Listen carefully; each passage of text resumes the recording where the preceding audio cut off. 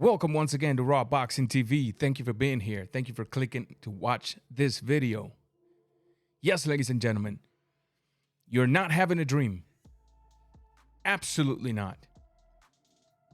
I just want to tell you, I took the time to do this video for you guys, so you might as well hit the thumbs up, subscribe at the end of the video if you like the content, activate the notification bell, and while you're at it, share this video in your social media platforms. Ladies and gentlemen, the best news, not a good news, not an okay news, but the best news for the professional boxing realm has been announced. What is that news, you might say? You've seen the thumbnail. You've seen it. Stop acting like you don't know what's going on. Yes, ladies and gentlemen. Anthony Joshua versus Tyson, the Gypsy King Fury. And why is this boxing news so important for the world of boxing, specifically the professional realm? Why, Ranger? I mean, we got so many great fights to make. Why is this one the fight to watch as a boxing fan? I will explain that to you in a minute. Look, and at the end of the day, it's true. We do have a lot of good professional matches that could be made out there in the professional world. After all, as a boxing fan, if you ask me, I would love to see a Manny Pacquiao versus Errol Spence. But see, that fight only has regional effects. The Philippines, the United States, maybe Canada. At the end of the day, I would love to see Manny Pacquiao versus Terence Crawford. But that fight also has regional effects. Philippines, Canada, United States for sure. At the end of the day, if you ask me, why not? I would like to see a Terence Crawford versus Errol Spence Jr. But at the end of the day, it's also a major impact only on certain regions of the world. Yeah, that's just the truth. If we see Kazuto versus Inoue, maybe we can be talking about a mega fight. But that fight is not even, it's just one fighter wanting it. I haven't heard Inoue even answering to the emails and the phone call. As of now, all we got is the best boxing the world of boxing can take. A fight that, as me, if I was a promoter, as a businessman, when I invest in a fight, I want a global impact on my investment. I truly do. Why? Because a global impact means a global intake, global profitability. So this is the fight to make. This is the fight between the two biggest names in the heavyweight division. No. It's not Deontay Wilder. No, it's not Andy Ruiz, even though I like both of those fighters. No, it's not King Kong Ortiz. It's not none of them guys. It's not Povetkin. It's not any of them guys. These are the two guys that own this division. And so this fight had been talked about for a while. This fight had been rumored, but now this fight, this past Saturday, everything was signed. The dotted line was signed this past Saturday.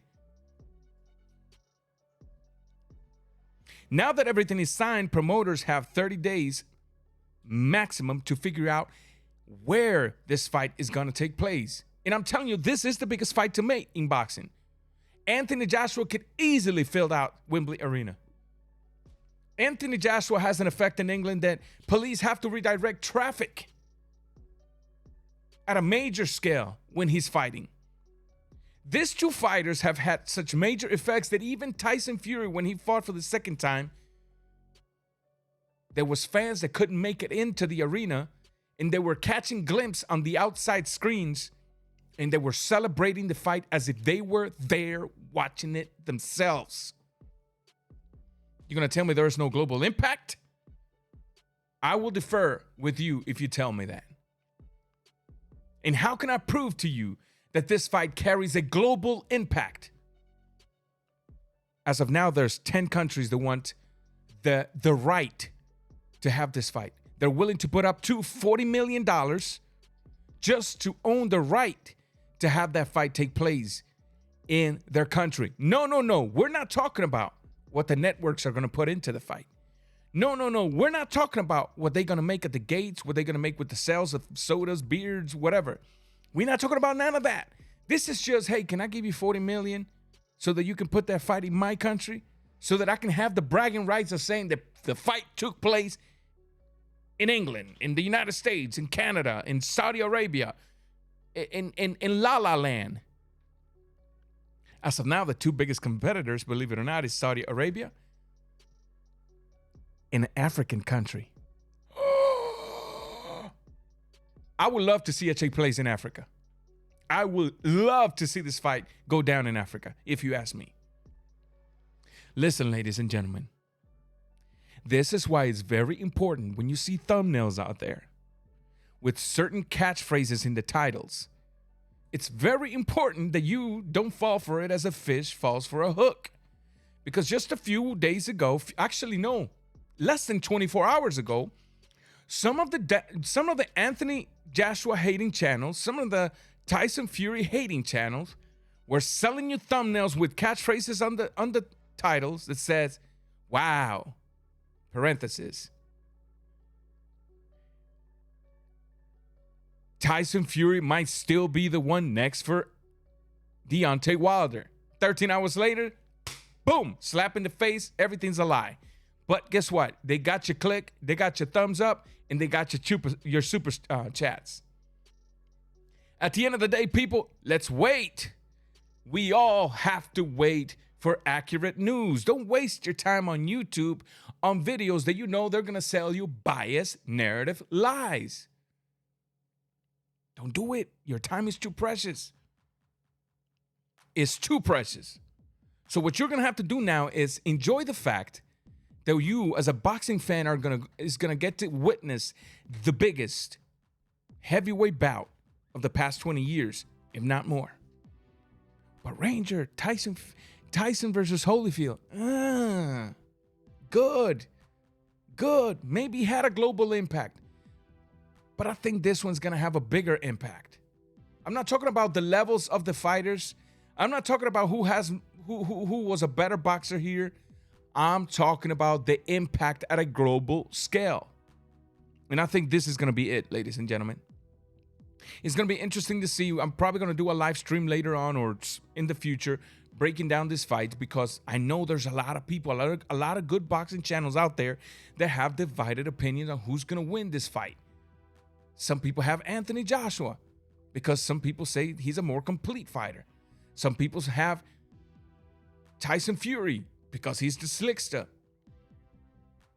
He can take a punch. He can deliver a punch. He's the bigger fighter. He's the taller fighter. He's the fighter with the better movement.